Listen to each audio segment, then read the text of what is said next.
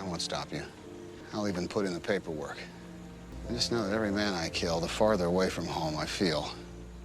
Saving Private Ryan didn't just revive the war genre, it redefined it. It brought history crashing back to life, in blood, in sand, in silence. But the road to that realism was brutal. The script was almost rejected. The cast was pushed to the edge. And one sound effect? It was engineered to trigger real panic. These are 20 weird facts about Saving Private Ryan. And buried in the gunfire? A letter from the past. So moving, it stopped an entire orchestra cold. Hold the line. It's about to get real. Number 1. When Saving Private Ryan opened in 1998, the D-Day sequence hit harder than anyone expected. Theaters filled with veterans. Some sat in silence. Others stood up and walked out. Across the country, audience members broke down. Panic attacks, nausea, flashbacks. Spielberg had recreated the chaos with terrifying detail, without filters, edits, or emotional distance. For many World War II survivors, it didn't feel like watching a war film. It felt like going back. One veteran later said, "I saw my friends again, and I couldn't stay in the room." What Spielberg captured on that beach wasn't just a scene, it was something people had tried for decades to forget. Number 2. They didn't fake the sound of bullets. They built them from the real thing. Sound designers used actual World War II-era weapons during recording, firing them into sand, water, and metal to capture the exact chaos of Omaha Beach. Then they layered the playback into the actors' earpieces during takes. Each time a character hit the ground, the actors were hearing machine guns fire from just behind them. It wasn't a sound effect, it was a jolt. The panic you see on screen? Most of it wasn't acting. It was survival instinct. Spielberg wanted their fear to be real, even if the bullets weren't. Number 3. The explosions were live. The sand actually blew, and most of the cast had no idea when it would happen. Spielberg and his stunt coordinators deliberately kept the timing vague. Not to be cruel, but to be honest. In real combat, no one's warned. The actors were handed general marks and told to run. When the detonations hit, the cameras stayed rolling. One actor hit the ground early. Another got sprayed with fake blood and froze for 3 full seconds before remembering he had a line. It wasn't about choreography, it was about instinct. And Spielberg captured all of it. Number 4. The original script arrived with everything in place. A mission, a squad, a war. But Spielberg took one look and said no. It was too tidy, too scripted, too much movie, not enough memory. He brought in screenwriter Robert Rodat to rewrite the story from the ground up, with rough edges, broken silences, and scenes that felt more like observation than performance. Spielberg didn't want a war film with structure. He wanted one with scars. The result wasn't just a script that read better. It was one that felt like it had already happened. Number 5. Spielberg didn't want a familiar face for Private Ryan. He wanted a blank slate. Someone the audience wouldn't recognize. Someone who could carry the weight of survival without the distraction of stardom. Matt Damon fit the bill. Young, earnest, relatively unknown. Spielberg cast him without hesitation, hoping that when the soldiers found Ryan, he'd feel like any kid they might have died for. But then something unexpected happened. Before Saving Private Ryan could hit theaters, Good Will Hunting exploded. Damon went from nobody to Oscar winner, practically overnight. By the time audiences saw him on screen, they didn't see an ordinary soldier. They saw a star. Spielberg later admitted the irony. He'd chosen Damon for his anonymity and ended up with one of the most famous new faces in Hollywood. But maybe that shift gave the ending a different kind of tension. Because now, when Captain Miller looks at Ryan, the weight of that moment feels heavier, like the whole war is asking him to be worth it.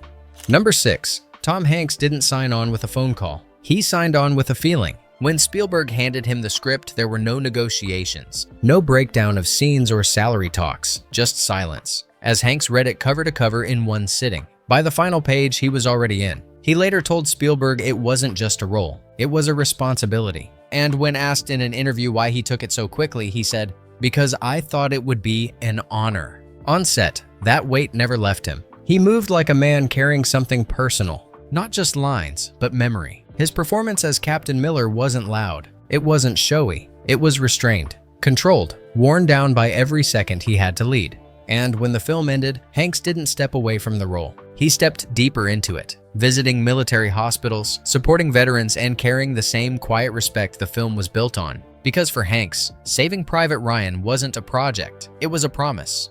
Number 7. Before Fast and Furious, before the voice of Groot, Vin Diesel was waiting tables. He'd written and directed a short film called Multifacial about a struggling biracial actor. He funded it himself, maxed out credit cards just to get it seen. Spielberg saw it by accident and couldn't stop thinking about it. He offered Diesel the role of Private Caparzo. No audition, no callback, just belief. It wasn't about action, it was about presence. And in just a few minutes of screen time, Diesel delivered one of the film's most haunting scenes. Number 8. Before filming began, the cast was sent into the dirt. 10 days of military boot camp, full gear, harsh weather, real exhaustion. They learned how to carry each other, how to move as a unit, how it felt to wake up sore, soaked, and still expected to fight. It wasn't about discipline, it was about bonding and breaking. But one actor didn't go. Matt Damon was deliberately kept out. Spielberg wanted the others to feel it, the distance, the bitterness. When they finally met Damon on set, the tension was already there. And when they looked at him, they weren't thinking about brotherhood. They were thinking, why him? Number 9. Spielberg wanted Tom Sizemore for Sergeant Horvath, but the studio didn't. Sizemore had a history, a serious one. Drug problems, relapses, rehab that didn't stick. The risk was too high, but Spielberg believed in him, so he made a deal. Sizemore could stay on one condition. He had to take a drug test every single day of production. If he failed even once, Spielberg would fire him on the spot and reshoot every scene with someone else. No exceptions, no warnings. Sizemore agreed. He showed up, he stayed clean, and he carried one of the film's most grounded human performances. A soldier weathered by war, but still holding the line. Years later, Sizemore said that job kept him alive. Because every morning he showed up on set, he wasn't just proving he could act, he was proving he could hold the line. For real this time. Number 10. There's a moment near the end. Captain Miller is dying, and he pulls Private Ryan close. Earn this. That line wasn't in the original script. Hanks added it on the day. Unscripted, quiet, and completely in character. Spielberg loved it so much, he didn't even call for a second take. It became the moral spine of the entire film, a whisper that echoed louder than any battlefield speech. And for many veterans, it said exactly what they'd been carrying for decades. Number 11. John Williams wrote the score, but for nearly half an hour, you don't hear a single note. Spielberg made the call, no music during the landing, nothing but waves, gunfire, and breath. He didn't want the audience guided. He wanted them dropped in. The silence wasn't an absence, it was a statement. And when the music finally does enter, it doesn't relieve the tension. It just reminds you of the cost. Can I bring my typewriter, sir? Yes, sir. Number 12. Those boats hitting the beach weren't props. They weren't replicas either. Spielberg tracked down 5 real World War II landing craft, including authentic LCVPs, or Higgins boats, the exact kind used during the Normandy invasion. Most were rusted out. Some hadn't touched water in decades. He had them restored piece by piece, with working ramps, welded armor, and engines that could still fight the current. When the cast climbed inside them, they weren't walking into a set. They were stepping into history. The metal was real, the weight was real, and the fear? That didn't need to be rehearsed. Because when those ramps dropped and the bullets started flying, even if only on camera, there was no forgetting what those boats were built for. They were built to carry men into hell, and some of them never came back. Number 13. Those jagged metal X's scattered across Omaha Beach? They weren't props. They were real Czech hedgehogs, lifted from history and planted right into the sand. Originally designed as tank traps, the Germans repurposed them to stop landing craft. But they made one fatal mistake. They expected the Americans to land at high tide, when the water would have covered the traps entirely. But the Allies came in at low tide, exposing every obstacle, every danger, every inch of steel. Spielberg leaned into that detail. He had real hedgehogs built and arranged to match the historic photographs. Sharp, cold, waiting. And in that first sequence, as the boats open and soldiers charge, those twisted barricades aren't just scenery. They become part of the chaos. Because the Germans miscalculated, and every second of extra beach the Americans had to cross cost them lives. Number 14. Private Ryan wasn't a Hollywood invention. He was a shadow of someone real. His name was Fritz Nieland, a young American soldier in World War II, whose 3 brothers were all reported killed in action.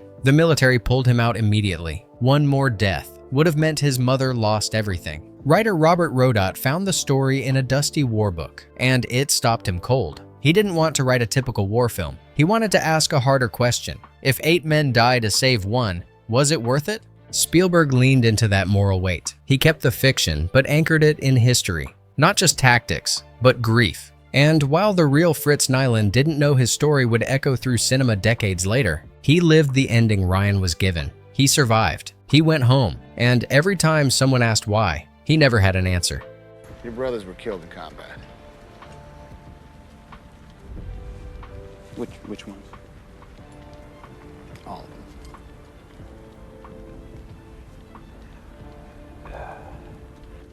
What's this all about? Ryan lost his brothers. Which one? All of them.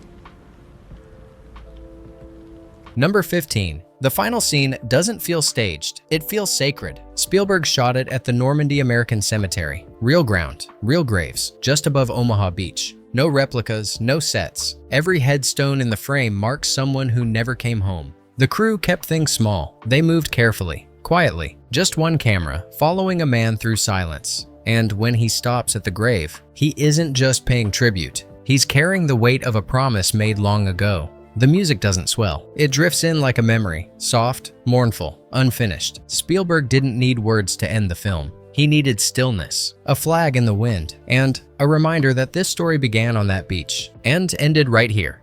Number 16. Saving Private Ryan didn't just make an impact. It made history. The film opened strong, then kept building. By the end of 1998, it had grossed over $480 million worldwide, second only to Armageddon that year. But in the war genre, it crushed everything in sight. For nearly 2 decades, it held the title of highest-grossing World War II film of all time, a record untouched until Dunkirk arrived almost 20 years later. And it wasn't just the money, it was the reaction. Studios doubted it. Critics said it was too brutal, too long, too real. But the audiences showed up anyway, in waves. Veterans, families, first-timers. And when the lights came up, no one left the theater the same. Because once you saw Saving Private Ryan, you didn't forget it, and the numbers proved it. Number 17. Spielberg could have taken a massive payday. Director, producer, global release. But he didn't take a dime. From the start, he told the studio he didn't feel right making money from the story of real soldiers, men who had bled and died on the beaches he was recreating.